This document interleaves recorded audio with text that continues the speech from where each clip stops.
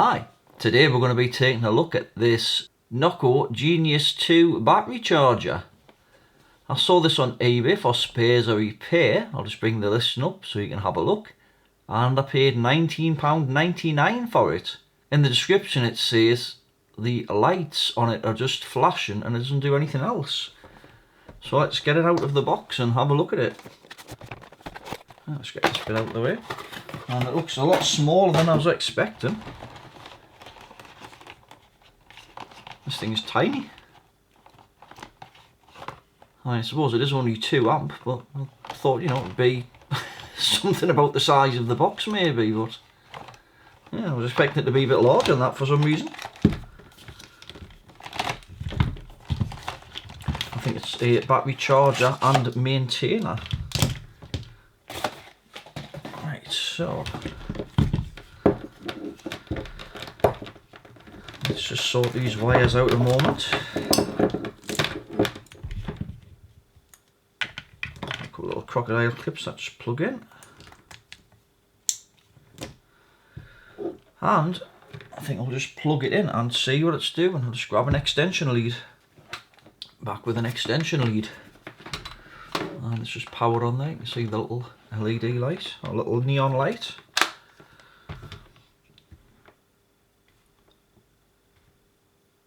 Alright, so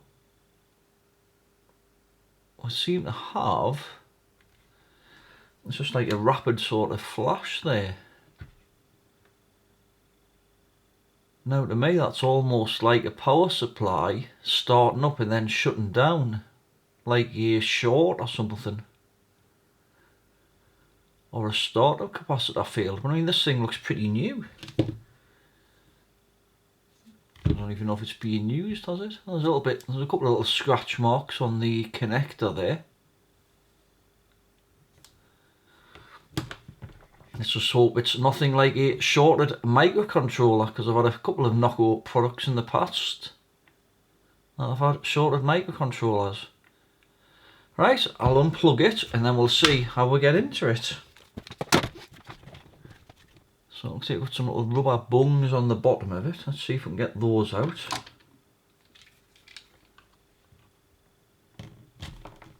Well, they come out fairly easily.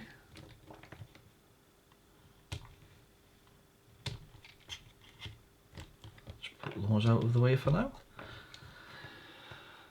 And it's got those triangle shaped screws,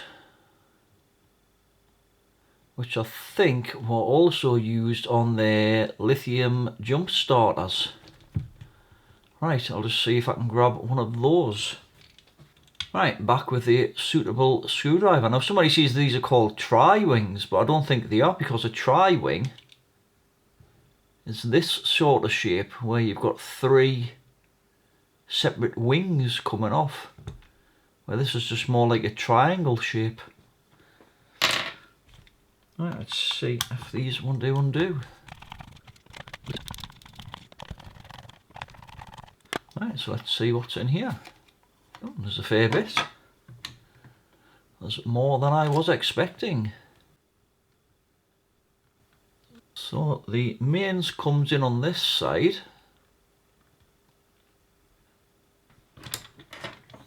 Looks like we have a fuse just down there. Well, see, that must be intact if we're getting lights. Looks like possibly a voltage regulator there maybe. Can't quite make the number out on that I see. Not sure what these 4-pin devices are here.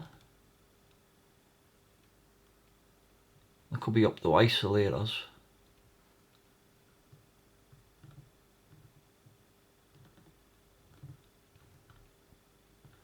But there seems a few of them. That looks like one of those little offline switcher ICs possibly, because it has a leg missing there. And that may be a transformer, because I can see some kind of outline of some through-hole components there. So maybe we've got a transformer there. Let's see if we can get this out of its case.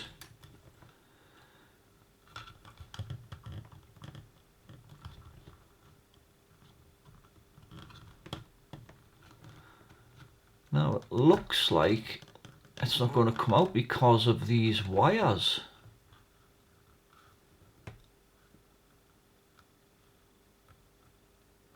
So I think I might have to desolder those first to actually get this board out. Right, I'll just zoom out a fraction and we'll unsolder those wires. Just going to add a little bit fresh solder first.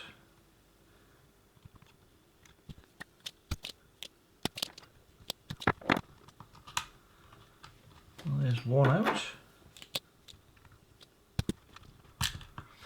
And there's the other one out.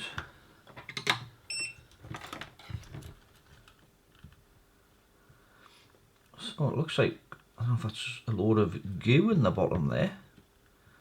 I don't know, it just looks like paper with some goo on it. I think I'm going to have to desolder the ones on this side as well, because I don't think I'm going to be able to get this bottom board out, because it looks like there's another circuit board further down with all of these wires connected to it. This is a bit of a pain.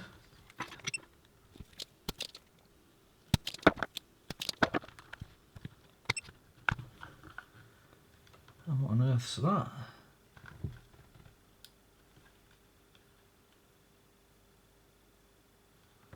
Oh, there's a little wire here, an NTC. Where on earth does that go? Is that it there? Looks like there's a temperature sensor there as well. Just poking out between the wires there by the look of things. I guess that's to monitor the external temperature if you're charging lithium batteries possibly.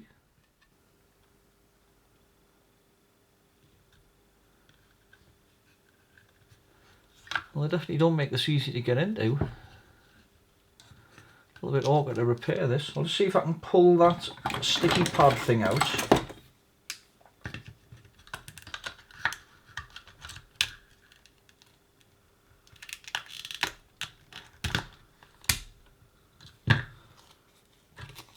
Yeah, it's just like sticky paper.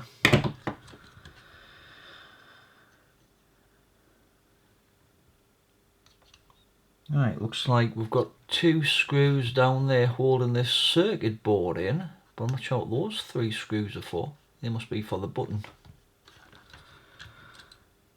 And then we've still got this NTC to contend with. I just might have to desolder that as well. It's a bit of a pain. Right, let's undo these screws.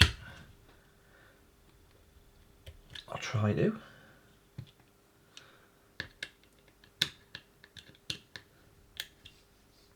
Let's try a different screwdriver.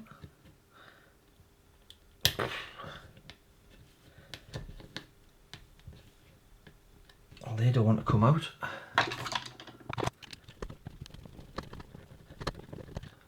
Like, how long are these? Right, there's one out. I'll just pause there and I'll see if I can get this screw out. Right, eventually got the screw out and I've got the board removed now. So let's get it under the microscope and let's have a look over this board. So this is where the mains comes in, just at these 2 points here. Now it looks a bit awkward to try and see the tracks with it being a black board. And it's got conformal coating on as well by the look of it. Got the bridge rectifier there. Let's just see if we can see any obvious signs of any damage or anything. That's that little voltage regulator up there. That's where the front panel connects.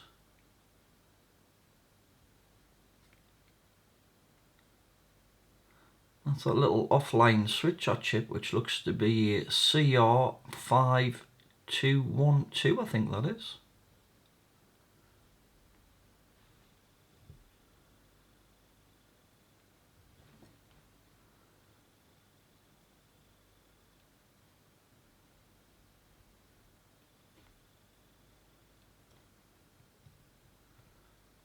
Well, can't see anything obvious on this side of the board. Let's just flip it over.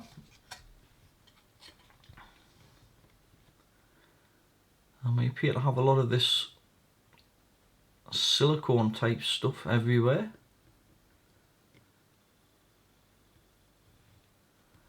No signs of any exploded caps or anything.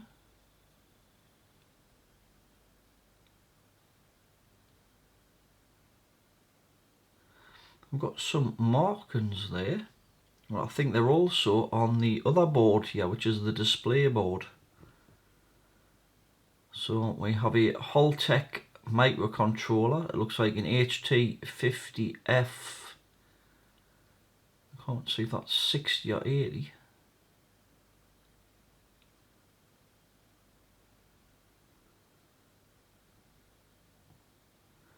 Let's just hope it's not that.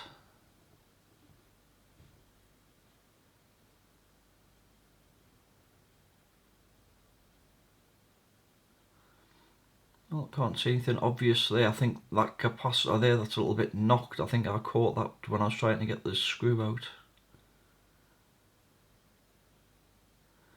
Let's just flip the board over. And we've got what pins do what here. Which is very nice. We've got a 5 volt and a ground there. What VCC2 is. We've got an assortment of LEDs.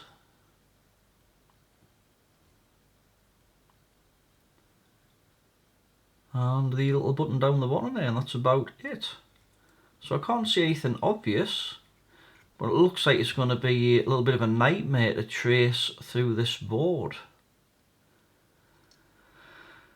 Now, it just so happens I have an X-ray machine, so I think I'm going to throw it in there, and it might make it a bit easier just to trace through this board. So, to the X-ray machine. Right, let's just put the board in here. So here's an X-ray of the board, and this is where the power comes in. We've got a little bit filter in here. That's the bridge rectifier. Then we've got a main smoother cap here.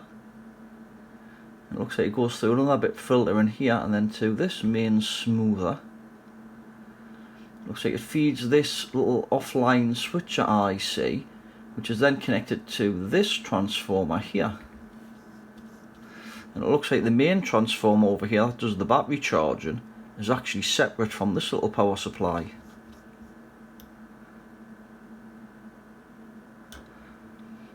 Then it looks like it goes to here. There's a diode here. And there's another diode there. I'm not sure how that one's connected though. And then it looks like it goes to this 5 volt regulator here. And then possibly to that pin there to power the front panel display. So I'm not sure whether the fault could be around here or around here. So, well, I think it could be on this little power supply, because it's not getting as far to switch the main power supply and up here. Let's just have another look a bit further along here, see if we can see anything.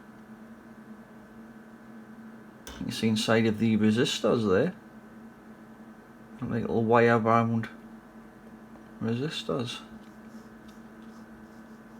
You can see inside those caps and inside that one there as well. And the fuse is intact, as you can see. You gotta admit, X-rays are pretty cool. Right, let's test some components. Let's start by these diodes here.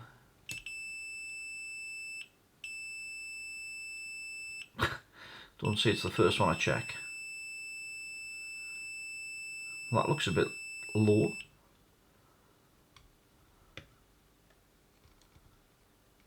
I'm not getting any reading off that one. I think it's the conformal coating.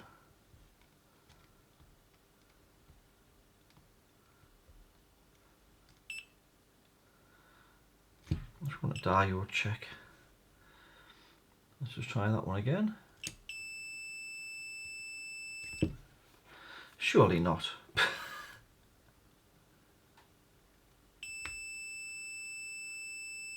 Well, I suppose it could be across the coil or something, but it definitely looks like there could be a short here. Let's just try across one of these capacitors.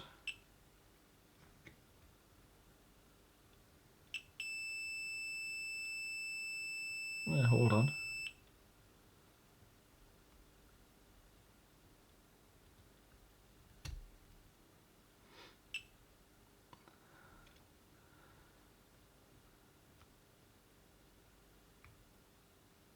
Oh.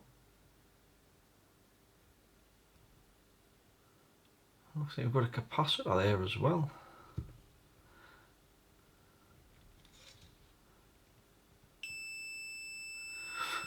So, could be the capacitor, could be the diode, or it could be neither. I don't know whether to take that diode off or take that capacitor off. I mean, I know capacitors are usually more prone to go short than diodes.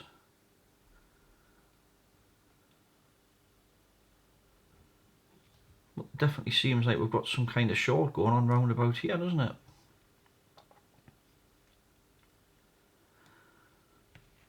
Well, it may be a short video, this one. I didn't think I'd find it that quick. I'm just going to put a bit fresh solder on this diode first, just to make it a little bit easier to remove. I'm just going to put a bit of flux on there.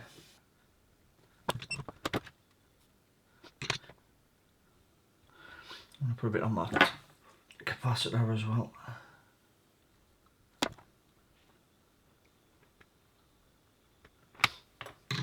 Right, let's get a bit of hot air on.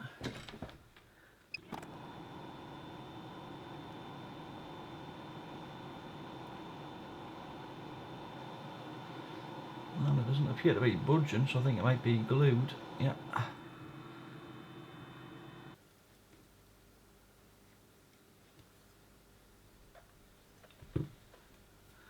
Right, let's see if this measures short.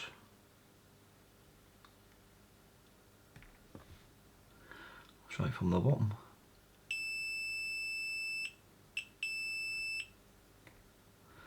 Oh.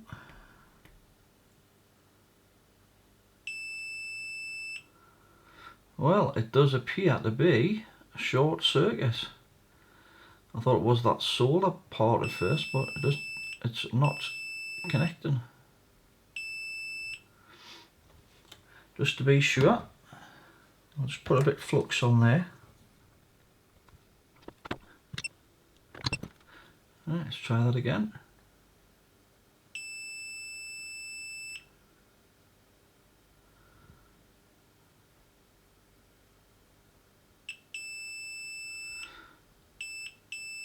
Yep, definitely appears to be shorted. So I'll have to see if I've got a replacement. I'll have to look at that number. That's a bit hard to see with the conformal coating, but I think it says ERL. Right, I'll have a look, see if I can find out what this diode actually is. So this is much later now, because I was looking for diodes and realised it was 3 o'clock in the morning, so I thought I'd better leave it, go to bed, and then... So it's technically later the same day. I was going to say the following morning, but it's not. Now, this diode here that's shorted, I've managed to find the code, and it says ERL, and on one of the databases, apparently it's a 1 amp, 150 volts, or up to 150 volts, and it's a Schottky fast rectifier diode. So I've had a look around at my old boards and things, and the only one that I've found that's a surface mount is this one here, which is a 3 amp diode. Now it only handles up to 40 volts. Now I don't think it's going to be a problem, because the capacitors on this board here, if I can find them there, I'll just refocus, are only rated to about 35 volts. So I don't think that's going to be a massive issue anyway. So I'm going to go ahead and replace the diode with the one that I've found. And hopefully that should be okay. Right, we shall get some flux on the board.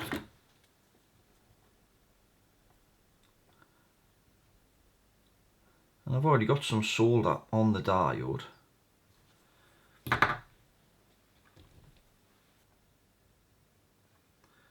Right, so that should go on about there. So I'll get some hot air on it. Let's put the Rework station on.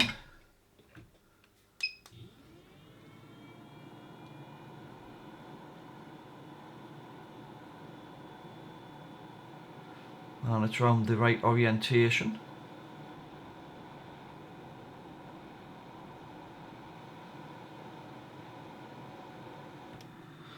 So I think that should be it. Let's just check that we haven't got a short on here now.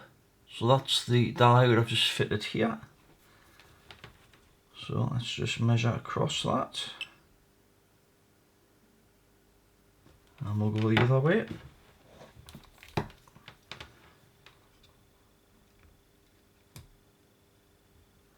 And we'll just measure across this capacitor here.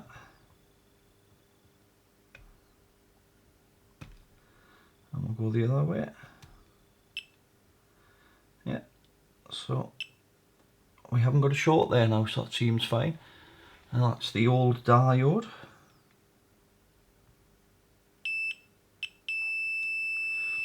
Dead short that way. I'm dead short that way. Right, so we'll couple these wires back up and then we'll give it a test. We'll see what it does. Well, I've just finished putting it back together, soldered the wires back on and the little NTC, the mains wires. Right, let's see what happens if we plug it in. I'll just zoom out a fraction. And hopefully, I'm not using the dim bulb tester, so hopefully it doesn't go bang all over the bench, but we shall find out. Well, that was a bit promising. Oh.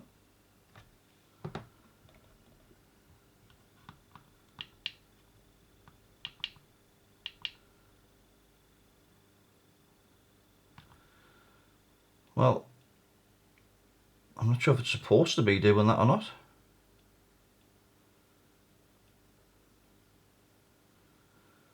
It is doing something different.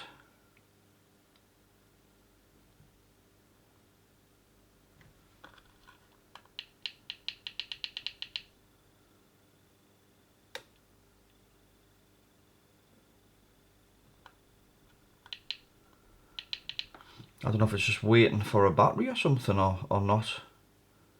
I've got no idea how you use this thing. But I don't know if that looks quite right or not. I'm just going to have a look on the instructions to see exactly what it's supposed to do. So that's definitely not right. So I thought I'd get the thermal camera out just to see what's going on. And that diode I've put in is getting very hot. So we've either got a short somewhere else further down the line, and it's causing that diode to kind of be overloaded, or it's just because I've used a different diode. So I think we'll require a bit more investigation. So I've had another rake around in my parts boxes and I found this diode here, which is a K120. So this is 1 amp 200 volts. So it's actually slightly better spec than the original diode. So what I'm going to do is fit this one and then we'll see how we get on. So I'll just put it roughly in place. And we'll get the hot air rework station on it again.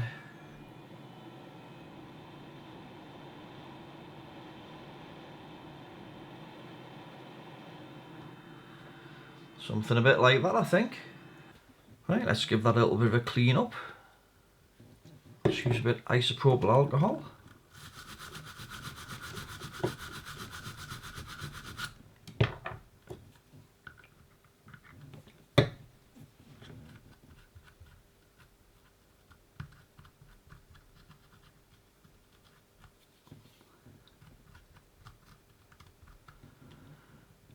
Right, I think that'll do. Let's see what it does now then.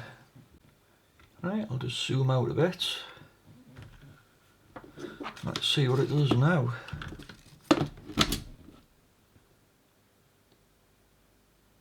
Oh, that looks a bit more promising. We've got a power light on there.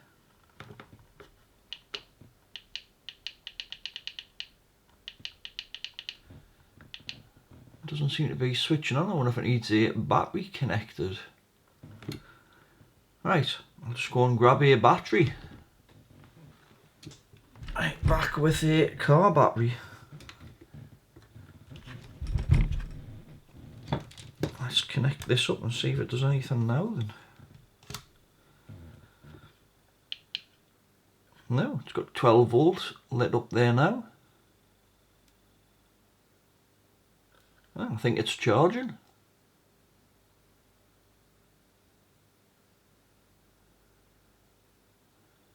Right, let's just see if we get any voltage on the output.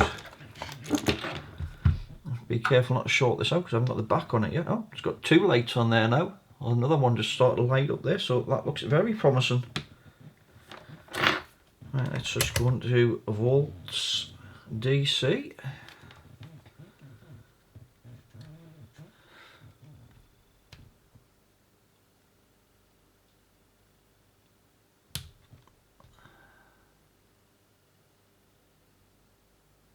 And it does indeed appear to be charging. So what I'll do, I think I'll pop the back on and then we'll leave it to charge for a bit and see what happens. I'm just going to unplug it for now. It definitely looks like that's working though. I'll just get this out of the way a sec. Right, where's the back of the thing? To see if I can get this back into situation properly a bit there now. With these wires and things. I definitely just want to go back together.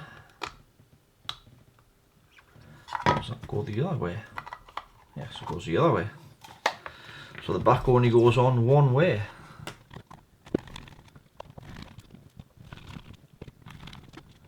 Right, that's it all back together. Get the car battery again. Just get everything so you can see it. Let's plug it back in.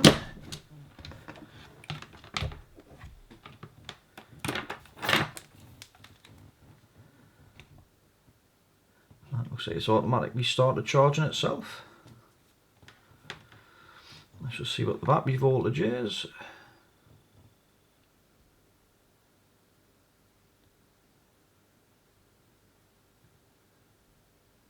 And it's definitely increasing. I'm not sure how good this battery is. This battery may well be a bit duff, but we shall see what happens.